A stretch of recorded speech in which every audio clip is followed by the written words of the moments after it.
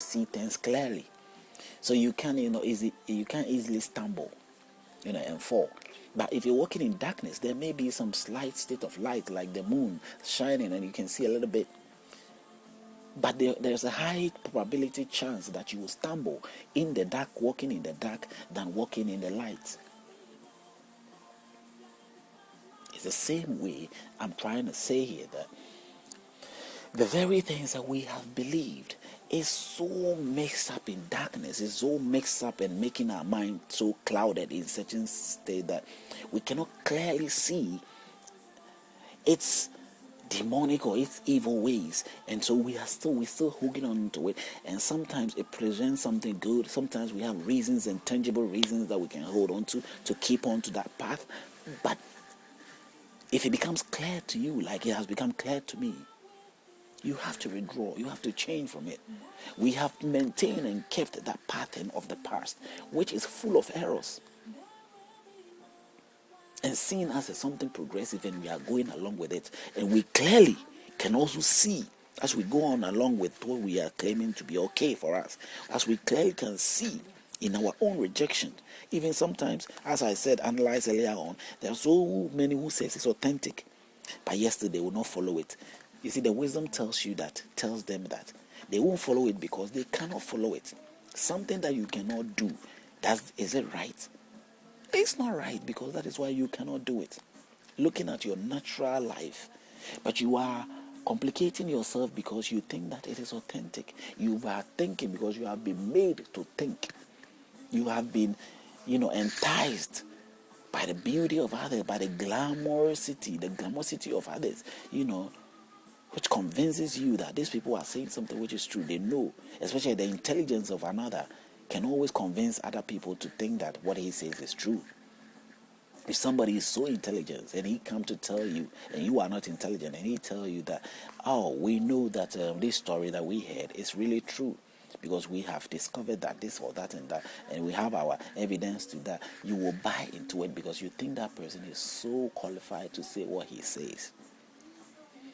And if that person is not accurate or is not sure what he says, then he won't even say that to you.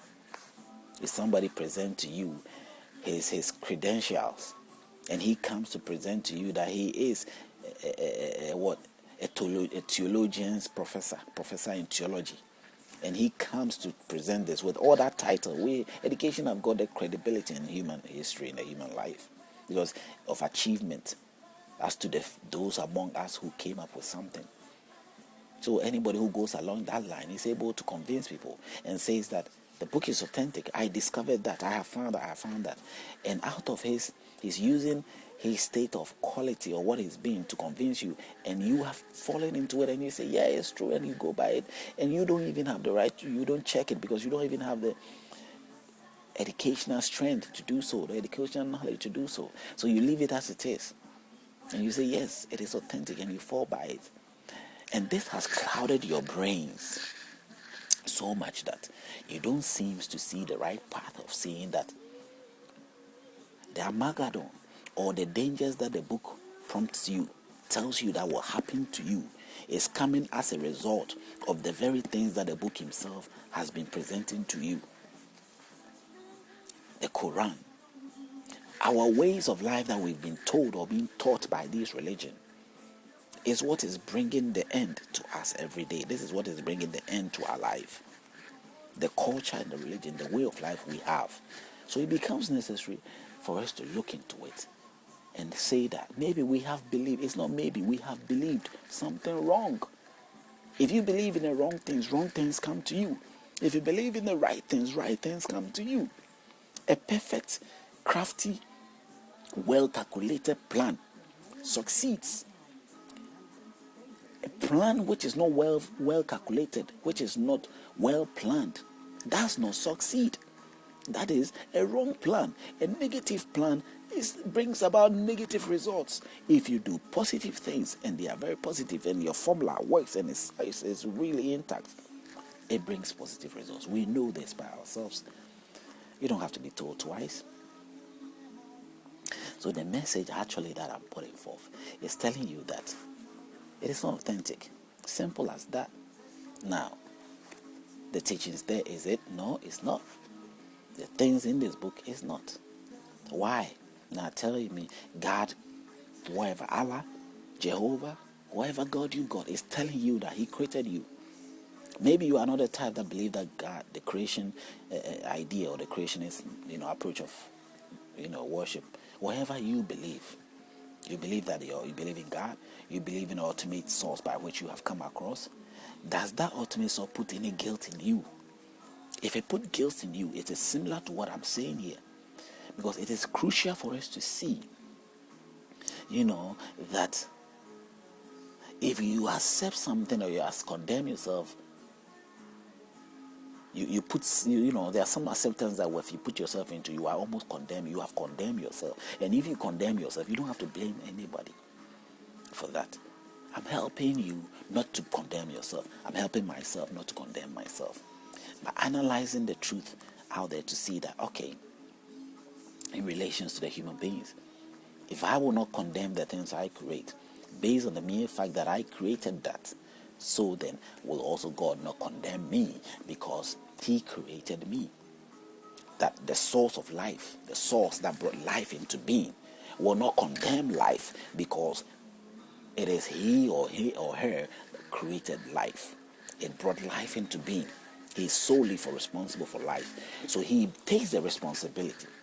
Now, in that sense, when I first got into religion, especially Christianity, the understanding of the death of Christ became hugely meaningful and accepted to me, because I realized that God is in the form of man, because he has accepted responsibility and he has come to die, take up the responsibility that he is supposed to to take, so that he can amend things and make it better.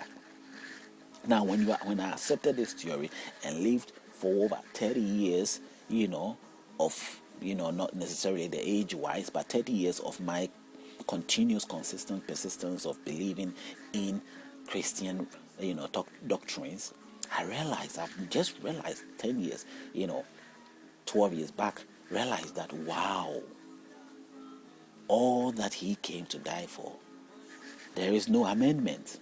He hasn't amended anything. Has he amended anything? If he truly died, if the story is true, if the Bible is true, if authentic is true, the Quran is true, or whatever is true, find out. Has there been any amendment? Has God truly reflected that he has taken responsibility and that my life has been amended? Do I still feel pain? Yes, I do. So it hasn't been amended. I don't need any second person, second voice to tell me that. I know myself. I experience it every day. Has death been eradicated? No. Death is there. In fact, death even more. But because there is more birth, as well, people being born again, being born into life again, not necessarily born again as being used in the Christian sense, but people being born, real birth, being born, children being born. The population growth goes on because people are being born more into the world than we are. Population is growing. But deep down, death is still in a higher rate. Anybody who is being born eventually is going to die. So death has not been eradicated. Diseases are getting even worse and worse. So amendment, of which is meant to be by the result of God taking responsibility and dying to cleanse us, hasn't happened. Why is it? Because God died and as a result failed to do the mission that he was supposed to do. In the cross, the story tells you that he died and said that it is finished. He did it. He has done what he has done. There isn't any truth as to all these things.